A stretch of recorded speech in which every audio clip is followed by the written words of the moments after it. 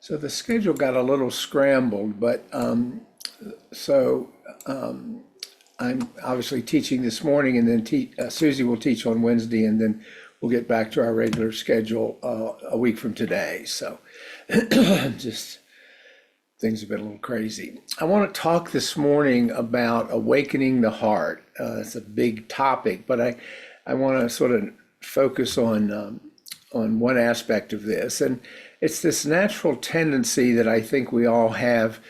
Our minds go to sort of achieving perfection. It's certainly culturally reinforced. And, we wish for a world that's free of suffering, where every person acts with kindness, with integrity, with wisdom, where we don't have, suffer whatever form of suffering, loss, and so forth. We picture ideal, or we wish for ideal conditions with society, with relationships, with an internal harmony. And while these visions or these fantasies may inspire us, they also risk leading us away from the heart of spiritual practice.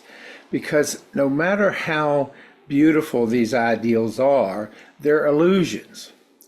The Buddha's teachings remind us that our task is not to create an ideal world, but to awaken within the world as it is. Not to create an ideal world, not to seek perfection, but to awaken within the world as it is. And for the awakening of the heart especially, the conditions of life just as they are, just as they're good enough, we don't have to, nor should we wait for conditions to be perfect. It's not going to happen. And this longing for perfection, even if it's subtle, even if it's somewhat unconscious, is a subtle form of suffering. It arises from our mind's habitual tendency to reject what is present, what is real, in favor of what could be, an idealism that sneaks in. And this rejection of things as they are can be dissatisfaction with ourselves, with our circumstances, with the circumstances of the world, with the behavior of others. We go around thinking, well, if only people were kinder, if only politics were gentler, if only the world were more just, if only I were more virtuous, then I could finally be at peace.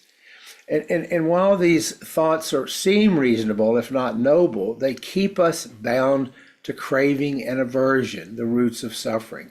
They keep us bound to thinking things need to be other than they are. Now, this doesn't mean we give up our efforts to make things better, but it does mean we give up our efforts to seek perfection. In the Buddha's teaching, this longing for an ideal is akin to grasping at a mirage. The more we chase it, the further it recedes. The reality is, as tough as this is to swallow, that life is impermanent, it's imperfect, and it is beyond our control. We all are flawed. Events unfold unpredictably. The world is often chaotic, and boy, is that ever true currently. But to demand that life conform to our ideals is to wage a futile battle against the actual true nature of existence. The more we resist what is, in terms of the reality of what is, the more we suffer. Remember, the Buddha taught that liberation arises not from changing the world to some ideal form, but from seeing it clearly and accepting it as it is. Now, again, it doesn't mean we don't work for change, but we don't do it with this perfectionistic ideal.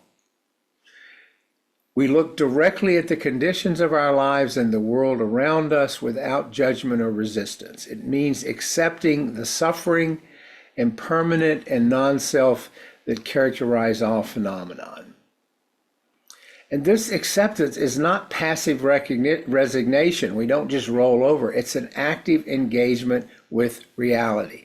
It requires courage to face the truth of the present moment, especially when it is uncomfortable or painful, which it often is.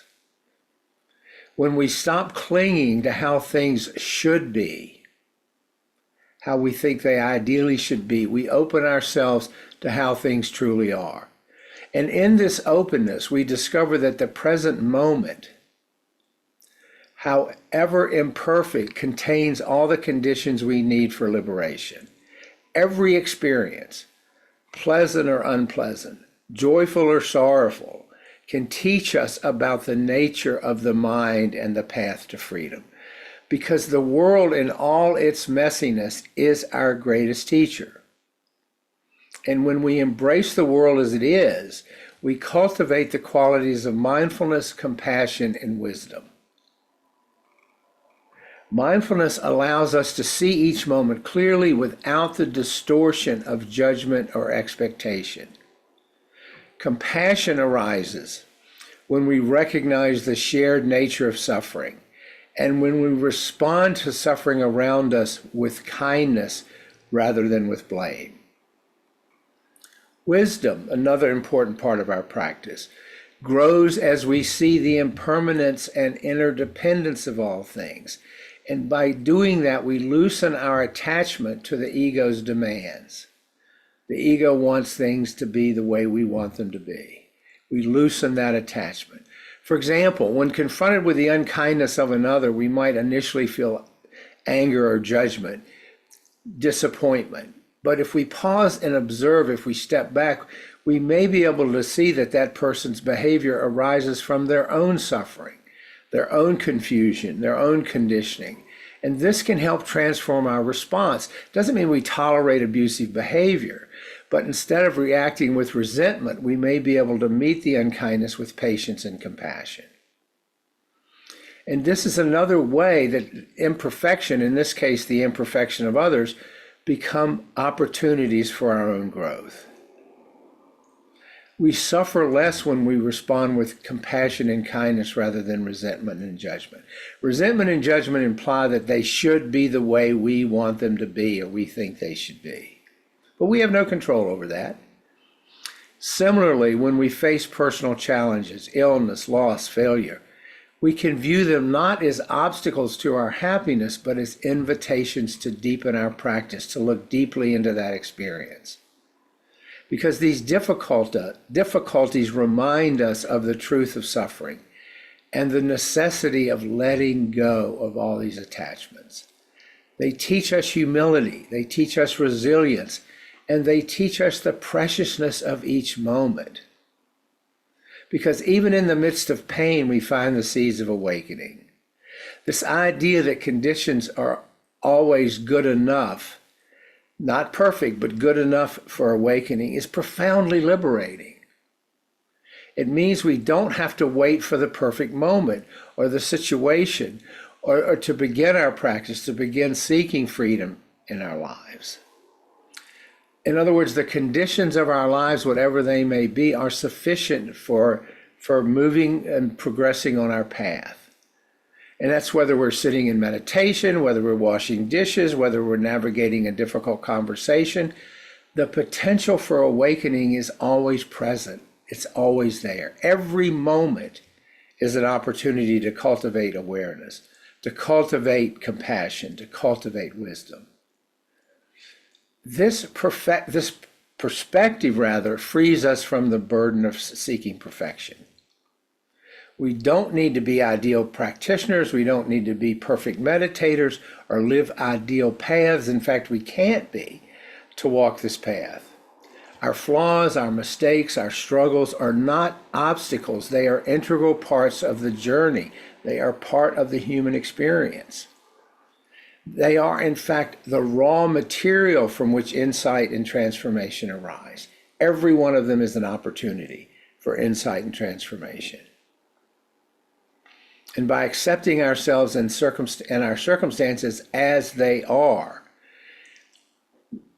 we bring courage to bear on it to take the next step, however small, toward greater freedom. So at its core, back to the title of my talk, this path is about the awakening of the heart. This awakening is not a distant goal out there somewhere to be achieved in the future. It is present moment realization of this is how things are, which allows our heart to open without resistance. It is a recognition that love, compassion, and wisdom are not dependent on ideal conditions. They arise naturally when we let go of the attachment of how things should be and embrace and accept life as it is. The world will never be perfect, and neither will we. This imperfection is not a problem to be fixed. It is the very nature of our existence. By accepting this truth, we free ourselves from the suffering of resistance. We open ourselves to the boundless possibilities of the present moment. Because the conditions of our lives, just as they are, however imperfect, are always good enough to awaken the heart. And our task is to meet those moments with mindfulness, compassion, and gratitude, and trust that the path unfolds even amidst imperfection. So that is awakening the heart.